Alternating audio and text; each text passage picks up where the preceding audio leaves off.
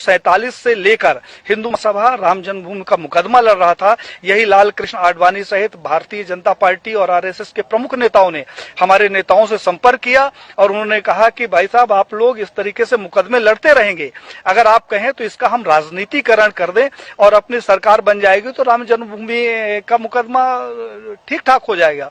और साहब, हम लोग साइलेंट हो गए, अपनी छाती में इनको बैठाकर पूरे भारत में रथ यात्रा निकाली और उस रथ यात्रा से इकट्ठा हुए 1400 करोड़ रुपए ये लोग डकार गए, जिसका आज हिसाब नहीं है।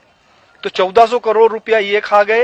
हिंदुत्व के नाम पर जो भी प्रखर नेता आगे आता है, कहने के लिए थोड़ा सा बुरी बात है लेकिन कहना जरूरी है, अशोक सिंघल जी को मैंने पत्र लिखा। हमने कहा 1400 करोड़ रुपया जो राम जन्मभूमि का इकट्ठा हुआ कहां गया। अशोक सिंघल जी से हमारा बड़ा आत्मिक लगाव था।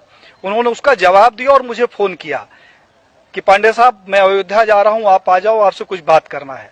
मैं जब अयोध्या गया तो एक गले में वो पीला टॉवेल रखते थे, उन्होंने जो शिला रखी हुई थी उसकी धूल झाड़नी शुरू कर दी।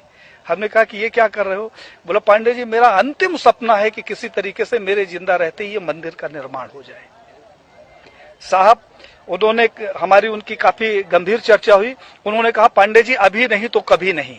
तो हमने कहा, क्या करोगे, आप लड़ तो सकते नहीं। बोले कि अब मोदी है और लड़ूंगा भी और विरोध भी करूंगा। और साहब, अशोक सिंघल जी एक स्वस्थ व्यक्ति जिसके साथ हमने 2 दिन बिताया, वो दिल्ली जाता है और अचानक उसकी मौत हो जाती है।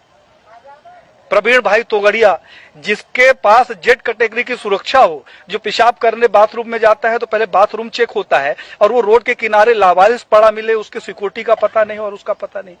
कमलेश तिवारी, जिसकी सिक्योरिटी के लिए 24 गार्ड नियुक्त थे, हमारे पास उसके पत्र हैं साहब, और उस आदमी की हत्या हो जाती है और हत्या का कारण सिर्फ ये होता है कि उसकी सुरक्षा में कमी कर दी जाती है। तो बीजेपी के समय में मैंने ये देखा कि जितने हिंदूवादी प्रखर नेता हुए हैं, उनकी एक एक करके हत्या कर दी गई।